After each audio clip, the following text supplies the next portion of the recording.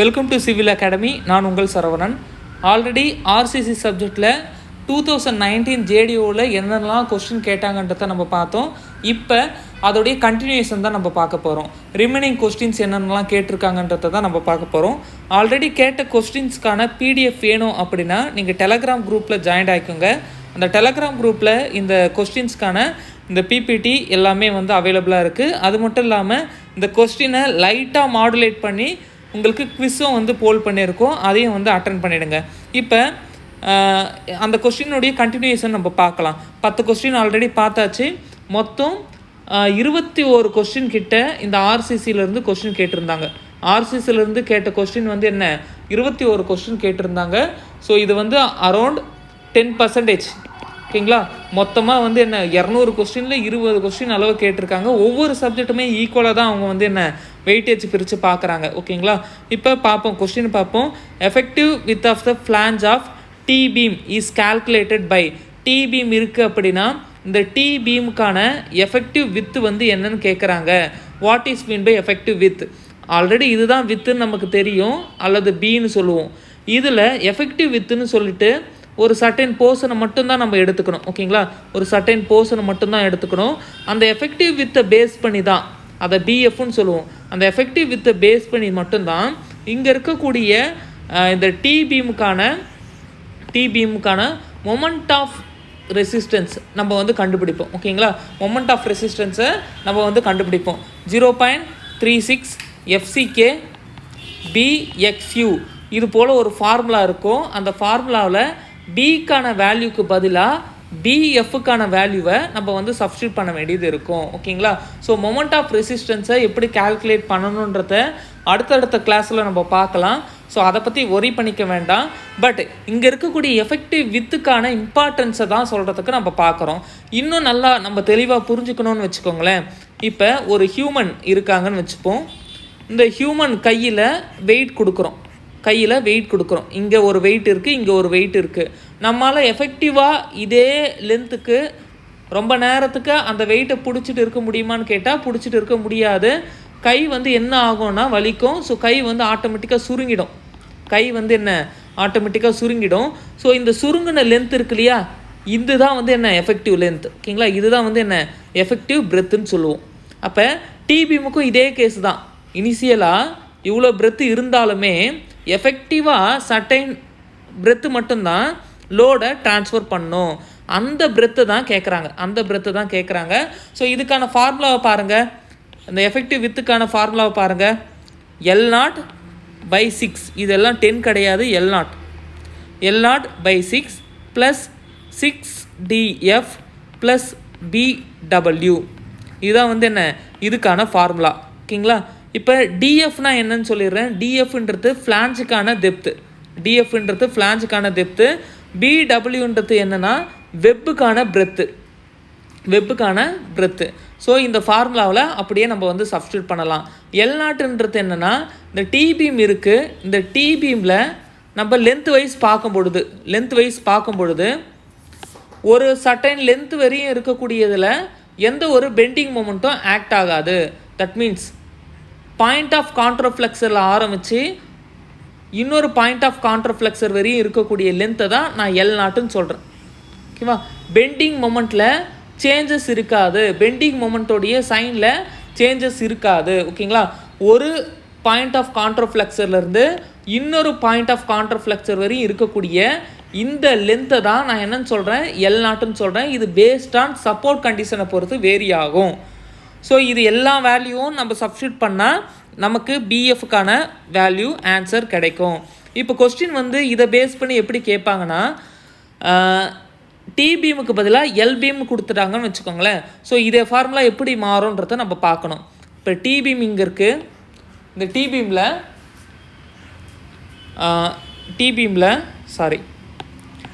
இப்போ ஒரு D beam இருக்குது.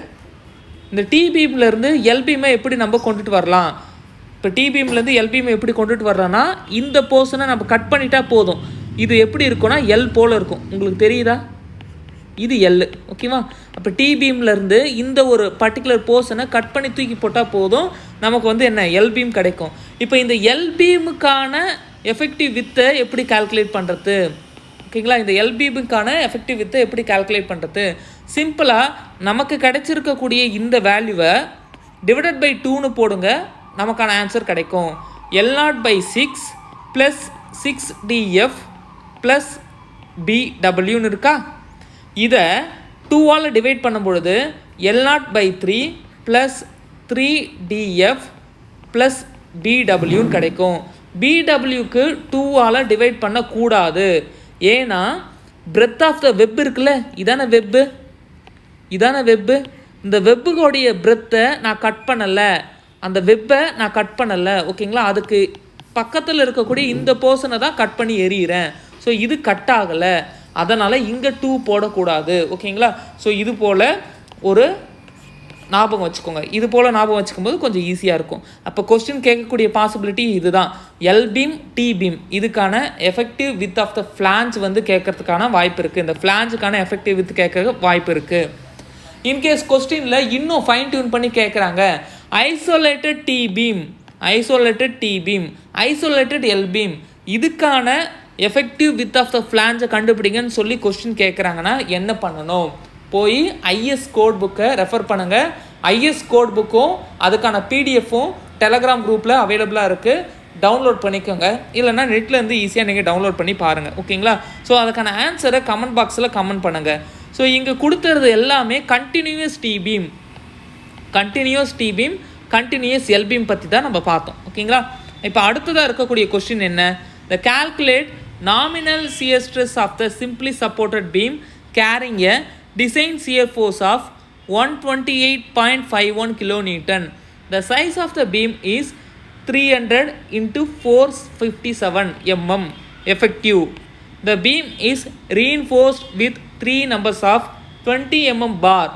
Use of M20 and FE 4 and 5. இது போல் ஒரு கொஸ்டின் கேட்டிருக்காங்க. நாமினல் shear stress-ஐ கண்டுபிடிக்க சொல்லி தான் கொஸ்டின் கேட்டிருக்காங்க.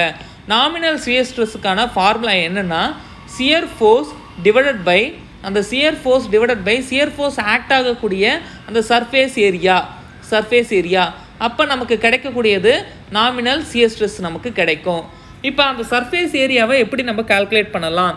எப்போவுமே ஒரு ரெக்டாங்குலர் பீம் இருக்குது, அந்த ரெக்டாங்குலர் பீமுடைய கிராஸ் செக்ஷனல் ஏரியா வழியாக நம்ம பார்க்கும் பொழுது ஆக்ட் ஆகக்கூடிய shear stress வந்து எப்படி வேரி ஆகும்னா பேரபோலிக்காக வேரி ஆகும். ஓகேங்களா, சென்டரில் அந்த shear stress மேக்ஸிமம் ஆகும், எட்ஜில் shear stress வந்து என்ன மினிமமாகவும் இருக்கும். பெண்டிங் மொமெண்ட்னு நம்ம பார்க்கும் பொழுது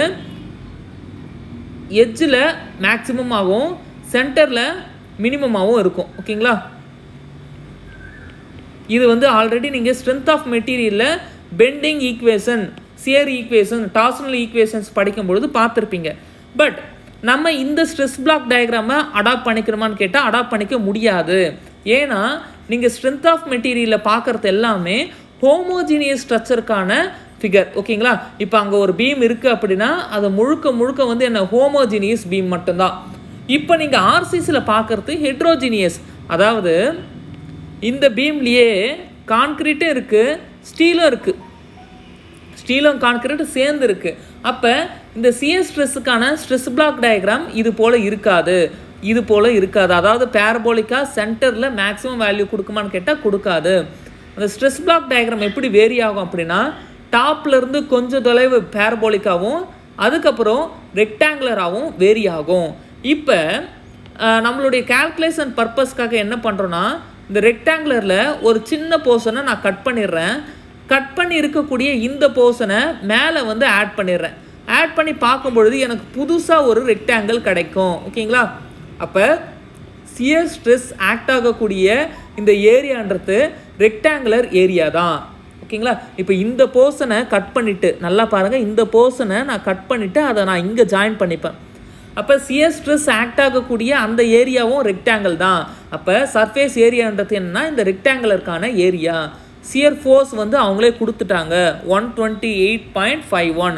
இப்போ எல்லா வேல்யூமே சப்ஸ்டியூட் பண்ணுங்கள், உங்களுக்கான ஆன்சர் கிடைக்கும் 128.51 கிலோ நியூட்டன். அதை நியூட்டனாக மாற்றிக்கோங்க, டிவைடட் பை அந்த பர்டிகுலர் சர்ஃபேஸ் ஏரியா 300 into 457. இங்கே எஃபெக்டிவ்ன்ற வார்த்தை கொடுத்துருக்காங்கன்னா இந்த டெப்த்து வந்து எஃபெக்டிவ் டெப்த்துன்னு அர்த்தம். எஃபெக்டிவ் டெப்த்னா என்னன்றதை நம்ம பின்னாடி பார்க்கலாம். இப்போதைக்கு ரஃபாக தெரிஞ்சு வச்சுக்கோங்க. மேலே இருக்கக்கூடிய கம்ப்ரஷன் ஃபைபருடைய எட்ஜில் ஆரம்பித்து இங்கே இருக்கக்கூடிய டென்ஷன் ரீஇன்ஃபோர்ஸ்மெண்ட்டுடைய சிஜி வரையும் இருக்கக்கூடிய டெப்த்தை எஃபெக்டிவ் டெப்த்துன்னு நான் சொல்கிறேன். ஓகேங்களா? ரிமைனிங் இருக்கக்கூடிய அந்த டிஸ்டன்ஸு எஃபெக்டிவ் கவர்னு நம்ம பார்த்தோம் ஆல்ரெடி. ஓகேங்களா? ஸோ அந்த பார்ட் 1 வீடியோ பார்க்காதவங்க போய் பாருங்கள். அதை பார்க்கும்பொழுது இந்த எஃபெக்டிவ் கவர்னால் என்ன, கிளியர் கவர்னால் என்ன, இது எல்லாமே வந்து உங்களுக்கு தெளிவாக புரியும். ஓகேங்களா? ஸோ இப்போ பார்ப்போம். இந்த வேல்யூவை நீங்கள் சிம்பிளிஃபை பண்ணிங்க அப்படின்னா உங்களுக்கான ஆன்சர் 0.94 Nm/mm² கிடைக்கும். ஓகேங்களா? இதுதான் வந்து நாமினல் சியர் ஸ்ட்ரெஸ் கண்டுபிடிக்கக்கூடிய ஒரு சிம்பிள் ஃபார்முலா. அடுத்ததாக கேட்டிருக்கக்கூடிய question, the bending moment on the footing supporting a column is calculated at. அதாவது பெண்டிங் மொமெண்ட்டை நம்ம கால்குலேட் பண்ணணும் எங்கன்னா ஃபூட்டிங் மேலே ஆக்ட் ஆகக்கூடிய பெண்டிங் மொமெண்ட். நல்லா புரிஞ்சுக்கோங்க. ஃபூட்டிங்கை நம்ம டிசைன் பண்ணணும் அப்படின்னாலே ஃபூட்டிங்க்கான டெப்த்தை தான் நம்ம கண்டுபிடிக்கணும். ஃபூட்டிங்க்கான டெப்த்தை கால்குலேட் பண்ண மொத்தம் 3 க்ரைட்டீரியா இருக்குது. ஓகேங்களா? இதுதான் வந்து என்ன, ஃபூட்டிங்க்கான டெப்த்து. இந்த டெப்த்தை நீங்கள் கால்குலேட் பண்ணணும்னா 3 க்ரைட்டீரியா இருக்குது. ஒவ்வொரு க்ரைட்டீரியாவை பேஸ் பண்ணி, அதாவது க்ரைட்டீரியா 1 பெண்டிங் மொமெண்ட் க்ரைட்டீரியா. ஓகேங்களா? Bending moment criteria. க்ரைட்டீரியா 2 ஓகேங்களா, one way shear criteria. Criteria 3 two way or punching shear criteria. இந்த ஒவ்வொரு க்ரைட்டீரியாவிலையும் நம்ம வந்து என்ன கண்டுபிடிப்போம்னா டெப்த்தை தான் கண்டுபிடிப்போம். D1, D2, D3 இந்த 3 க்ரைட்டீரியாவில் ஏதோ ஒரு க்ரைட்டீரியாவில் எனக்கு மேக்ஸிமம் டெப்த்து கிடைக்கும். அந்த டெப்த்தை அடாப்ட் பண்ணிக்கலாம். Adopt maximum value. இப்படி நம்ம டிசைன் பண்ணுவோம். ஓகே, இந்த இது இருக்கட்டும். இப்போ இந்த ஃபஸ்ட்டு க்ரைட்டீரியா இருக்குல்ல, பெண்டிங் மொமெண்ட் க்ரைட்டீரியா. இந்த பெண்டிங் மொமெண்ட் க்ரைட்டீரியாவில் நம்ம என்ன பண்ணணும், பெண்டிங் மொமெண்ட்டை நம்ம கால்குலேட் பண்ணணும். இந்த பெண்டிங் மொமெண்ட்டை எதில் ஆரம்பித்து எது வரையும் கால்குலேட் பண்ணணும், இதுதான் கொஸ்டினாக கேட்குறாங்க. Half way between face and support கண்டிப்பாக கிடையாது.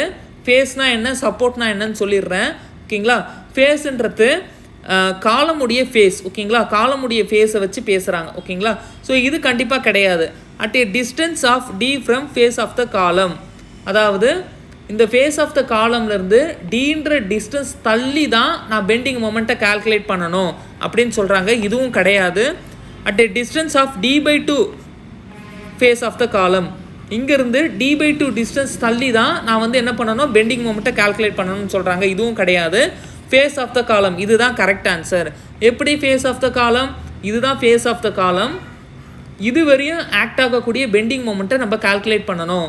இது முழுக்க சாயில், கீழே முழுக்க சாயில், கிரவுண்ட் லெவல், கீழே சாயில் இருக்குது.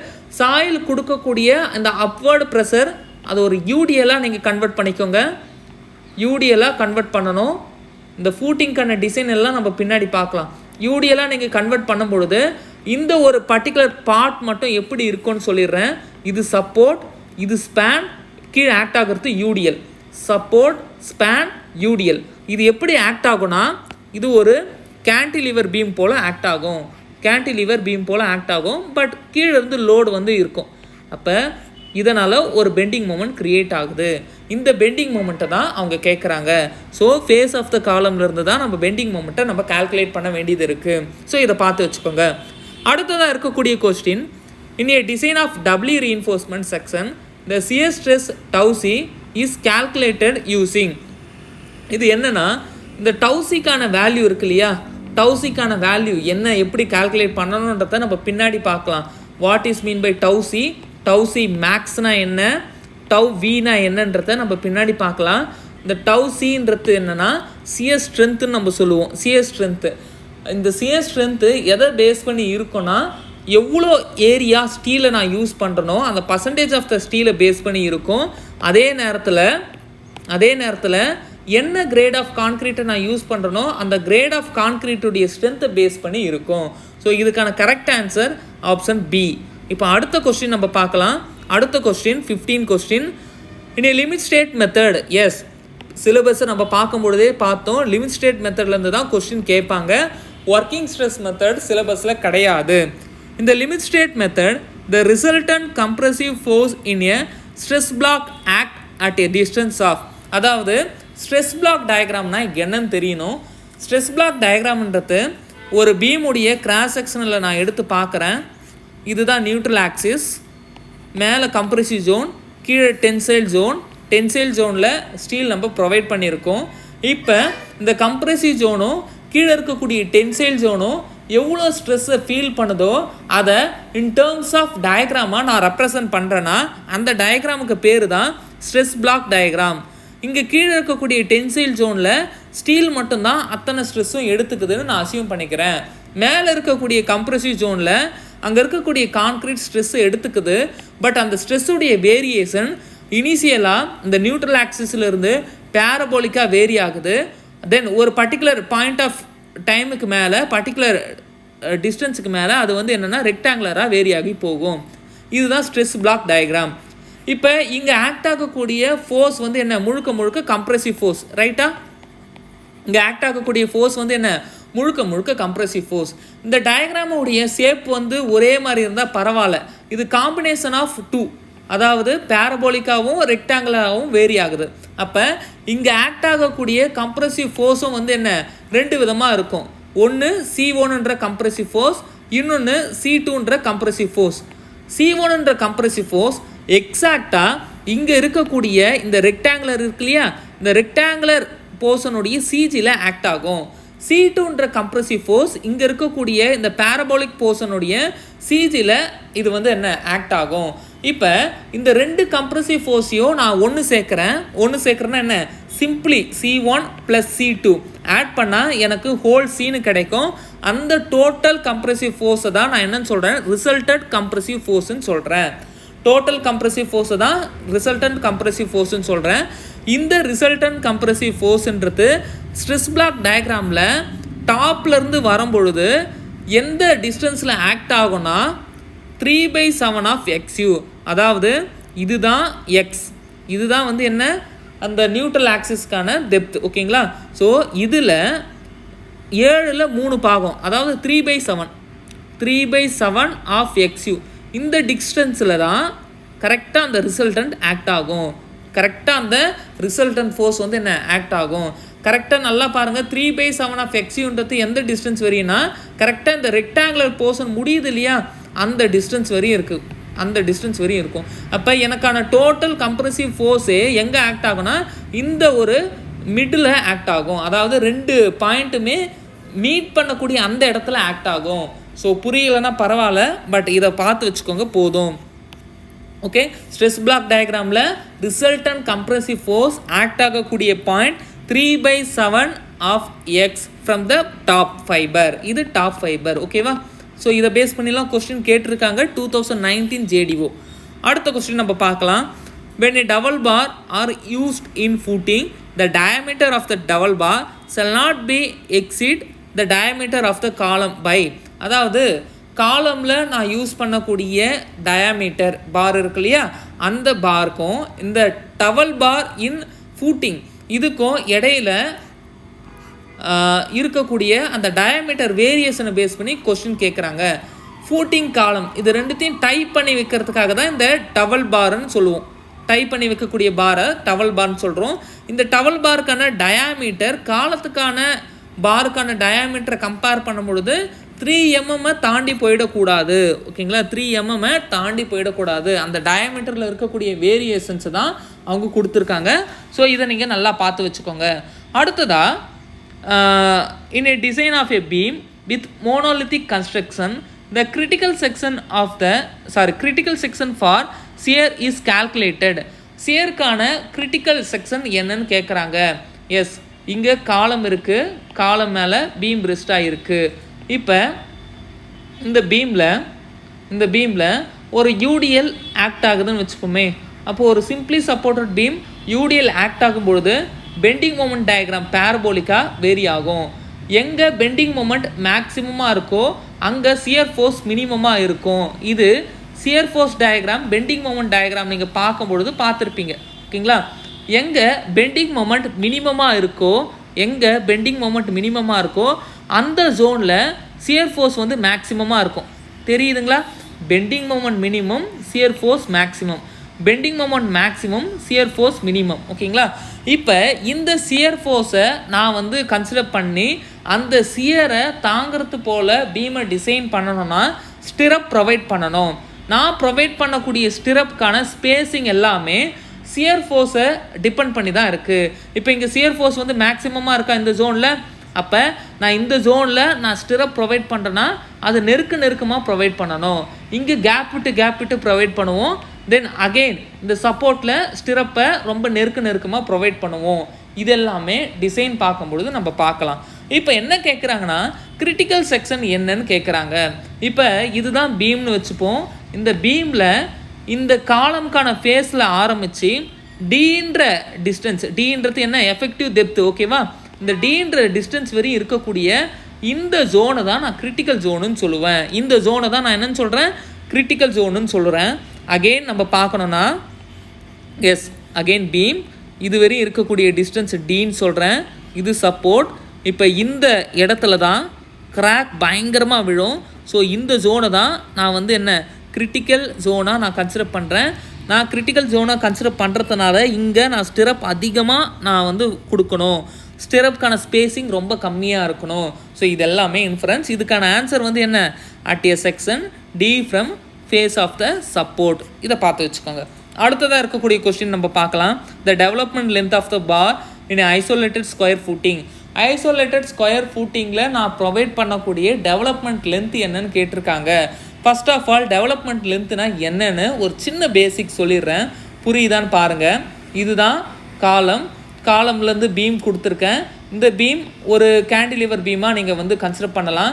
இப்போ இந்த கேண்டிலிவர் பீமில் இந்த எட்ஜில் நான் வந்து என்ன பண்ணுறேன்? லோடு வந்து கொடுக்குறேன். ஓகேங்களா? இந்த பாயிண்டில் லோடு கொடுக்குறேன். அப்போ லோடு கொடுக்கும் பொழுது இங்கே இருக்கக்கூடிய top fibre bending tensile act ஆகும். எப்போவுமே நல்லா பாருங்கள். சிம்பிளி சப்போர்ட்டட் பீமில் மேலே இருக்கக்கூடிய ஃபைபர் பெண்டிங் கம்ப்ரஷன். இங்கே கேண்டிலிவரை பொறுத்த வரையும் நான் லோடு கொடுக்க இந்த கேண்டிலிவர் பீம் இப்படி டிஃப்ளெக்ட் ஆகும். அப்போ மேலே டென்சைல் ஃபோர்ஸும் கீழே கம்ப்ரசிவ் ஃபோர்ஸும் ஆக்ட் ஆகுது. ஓகேவா? அப்போ மேலே டென்சைல் ஃபோர்ஸ் ஆக்ட் ஆகுது.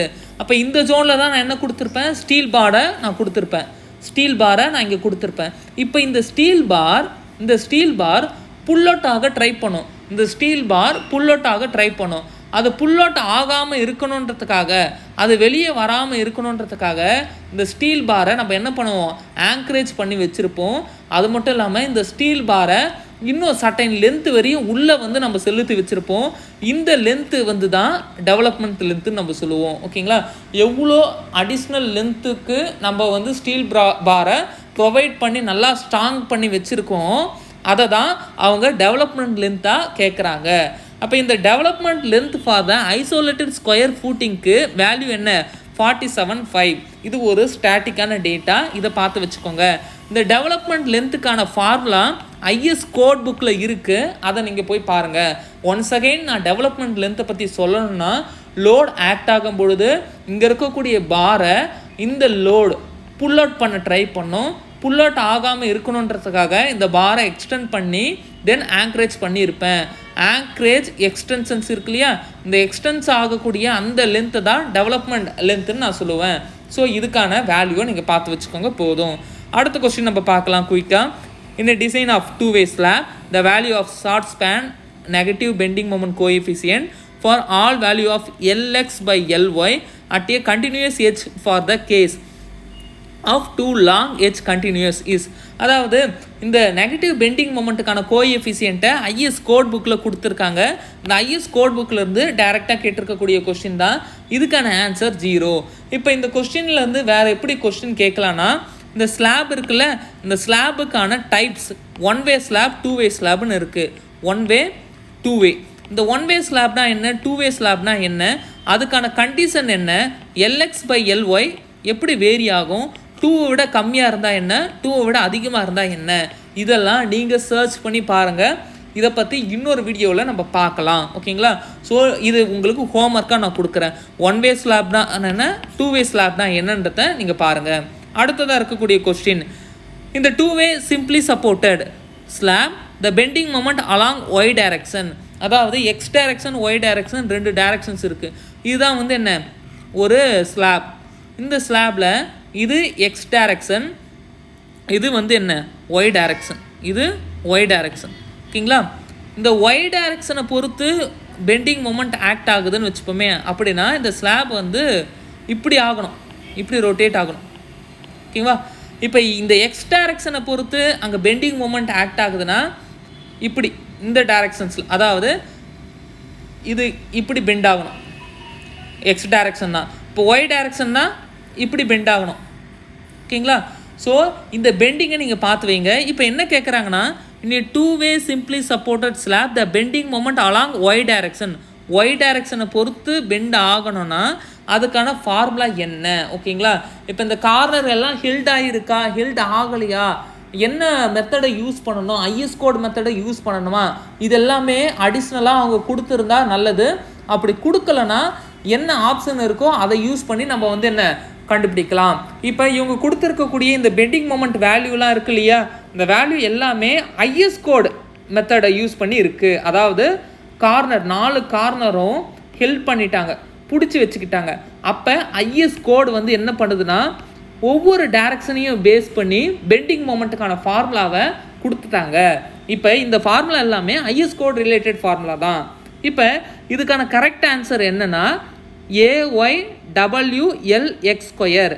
இது 2 கிடையாது, ஸ்கொயர். இது எப்படி இருக்குன்னு சொல்லிடுறேன். AXWLX square, AYWLX square. இதுதான் வந்து என்ன ஆப்ஷனாக இருக்கும். இதில் கரெக்டான ஆப்ஷன் என்னன்னா இது AYWLX ஸ்கொயர். ஓகேங்களா? ஒன்றும் புரியலாம், பரவாயில்ல. இங்கே பாருங்கள், எல்எக்ஸ்னால் என்னென்னா இந்த லென்த்து, எல்எக்ஸ்னால் என்ன இந்த லென்த்து, இந்த லென்த்து வழியாக ஆக்ட் ஆகக்கூடிய யூடிஎல். ஓகேங்களா? அப்போ WLX ஸ்கொயர் இதுதான் வந்து என்ன பண்ணும், இந்த ஆக்சிஸை பொறுத்து இந்த ஸ்லாபை பெண்ட் பண்ண ட்ரை பண்ணும். இப்படி இருக்கக்கூடிய ஸ்லாபு என்ன ஆகும்னா இப்படி பெண்ட் ஆகும், இப்படி பெண்ட் ஆகும். இந்த ஒரு ஆக்சிஸை பொறுத்து இப்படி பெண்ட் ஆகும். ஓகேங்களா? ஸோ இந்த WLX ஸ்கொயர் இன்ட்டு AY, AYன்றது ஒரு கோஎஃபிஷியன்ட், ஆல்ஃபா எக்ஸ் ஆல்ஃபா ஒய்ன்னு சொல்லுவோம், இல்லை AY AXன்னு சொல்லுவோம். இன்கேஸ் கார்னர் எல்லாமே ஹெல்ப் பண்ணி வைக்கலன்னு வச்சுப்போமே, கார்னர் எல்லாம் ஹெல்ப் பண்ணி வைக்கலன்னா கிராஸ் ஆஃப் ரேங்கின் மெத்தட்னு ஒரு மெத்தட் இருக்குது. அந்த மெத்தட்ஸை யூஸ் பண்ணி நம்ம ஃபார்முலாவை கொண்டுட்டு வரலாம். 2 ஃபார்முலாவுக்கும் பெருசாக வித்தியாசம் கிடையாது, ரெண்டுமே ஒரே மாதிரி தான் இருக்கும்.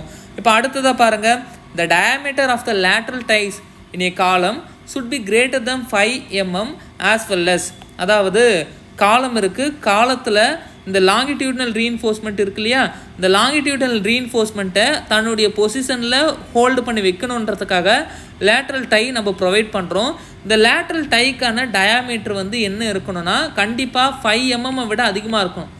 5 mm to 6 mm காட்டிலும் அதிகமாக இருக்கணும். இன்னொரு கண்டிஷன் 1/4 ஆஃப் த லாங்கிடியூட்னல் பார், அதாவது லாங்கிடியூட்னல் பாரில் இருக்கிறதுலையே எந்த பாருக்கான டயாமீட்டர் அதிகமோ, அப்படின்னா என்னென்னா இந்த காலத்துலேயே இப்போ எக்ஸாம்பிளாக சர்க்குலருக்கு வந்து 6 நம்பர் ஆஃப் பார் ப்ரொவைட் பண்ணலாம்.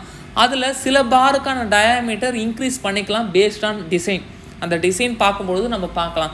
அப்போ நான் யூஸ் பண்ணியிருக்கக்கூடிய அந்த 6 பார்லேயே ஏதோ ஒரு பாருக்கு மேக்ஸிமம் டயா இருக்கும், இல்லைனா 6 பாரும் ஈக்குவலான டயாவில் இருக்குது. ஓகேங்களா? இப்போ இந்த 6 பாரில் எந்த பாருக்கு மேக்ஸிமம் டயா இருக்கோ அந்த டயாவில் 1/4, அந்த டயாவில் 1/4. ஓகேங்களா? 1/4 ஆஃப் டயா ஆஃப் லாங்கிடியூட்னல், இந்த லாங்கிடியூட்னல் பார் இருக்கு இல்லையா, இந்த லாங்கிடியூட்னல் பாரில் அந்த டயாவில் 1/4, 4ல் 1 பங்கு. அப்போ நமக்கு ஒரு வேல்யூ வரும், அந்த வேல்யூ தான் இந்த லேட்ரல் டைஸ்க்கான டயா. ஓகேங்களா? ஸோ இப்படிலாவும் கொஸ்டின் கேட்குறாங்க. சில நேரத்தில் இந்த லாங்கிடியூட்னல் டயா பார் வந்து என்ன மினிமம் டயாமீட்டர் என்னவா இருக்கலாம் கொஸ்டின் கேட்பாங்க. ஸ்பேஸிங் எப்படி இருக்கணும் கொஸ்டின் கேட்பாங்க. லேட்ரல் டைஸ்க்கான ஸ்பேஸிங் எந்த வேல்யூவில் இருக்கணும் கொஸ்டின், இதெல்லாம் பேஸ் பண்ணியும் கேட்கறதுக்கு பாசிபிலிட்டிஸ் இருக்குது.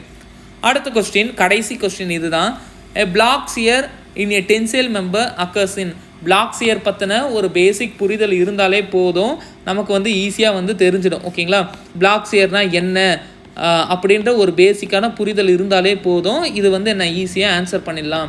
இப்போ டென்சைல் ஃபோர்ஸ் வந்து ஆக்ட் ஆகும் பொழுது இங்கே வந்து என்ன ஆகும்னா இந்த ஒரு பார்ட் வந்து என்ன பிச்சுக்கிட்டு வெளியே வரும். ஸோ இதை நம்ம பிளாக் ஷியர்னு நம்ம சொல்லுவோம். இந்த பிளாக் ஷியரில் என்னென்ன வகையான ஃபோர்ஸ் வந்து என்ன ஆக்ட் ஆகுதுன்றதை கேட்குறாங்க. ஓகேங்களா, இப்போ இந்த ஒரு பார்ட் வந்து வெளியே போயிடுச்சு, இந்த ஒரு பார்ட் வெளியே போயிடுச்சு. எஸ், இங்கே வந்து என்ன வெளியே வந்து நிற்குது. இந்த ஒரு பார்ட் வெளியே வந்து நிற்கும் பொழுது இந்த இடத்துல இந்த சரௌண்டிங் இருக்குல்ல, இந்த ஜோன்லலாம் சியர் ஆக்ட் ஆகிருக்கும். இந்த ஜோனில் சியர் ஆக்ட் ஆகியிருக்கும். இந்த பிளேன் இருக்கு இல்லையா, இந்த பிளேன்லலாம் டென்சைல் ஃபோர்ஸ் ஆக்ட் ஆகிருக்கும். டென்சைல், ஓகேங்களா, இங்கே சியர் ஆக்ட் ஆகிருக்கும். அப்போ நல்லா பாருங்கள், ஒரு பிளேன் இன்னொரு பிளேன், ரெண்டு பிளேனுமே பர்பண்டிகுலராக இருக்குது. இந்த ரெண்டு பிளேனுமே பர்பண்டிகுலராக இருக்குது. ஸோ ஒரு பிளேனில் சியர் ஆக்ட் ஆகுது, இன்னொரு பிளேனில் டென்சைல் ஆக்ட் ஆகுது. அப்போ shear act on one plane, tension act on perpendicular plane. இதுதான் வந்து என்ன கரெக்டான ஆன்சர். ஸோ இவ்வளோ தான் ஜேடிஓ கொஸ்டினு. ஸோ மொத்த கொஸ்டினுமே சிம்பிளாக இருக்குது. ஸோ 21 கொஸ்டின் கேட்டிருக்காங்க. இந்த 22 கொஸ்டின் கேட்டிருந்தாங்க. இந்த 22 கொஸ்டினில் மினிமம் நீங்கள் வந்து ரொம்ப கேஷுவலாக படிச்சிருந்தாலே 18 கொஸ்டின் கிட்ட ஈஸியாக அட்டன் பண்ணியிருக்கலாம். ஓகேங்களா, ஸோ கண்டினியூஸாக ப்ரிப்பேர் பண்ணிகிட்டே இருங்க. அடுத்தடுத்த கிளாஸில் மற்ற சிவில் சப்ஜெக்ட்லேயும் ஜேடிஓ கொஸ்டின் எப்படிலாம் கேட்டிருக்காங்கன்றத நம்ம ஒரு அனலைஸ் பண்ணி பார்ப்போம். ஓகேங்களா, கண்டினியூஸாக ப்ரிப்பேர் பண்ணிகிட்டே இருங்க. All the best.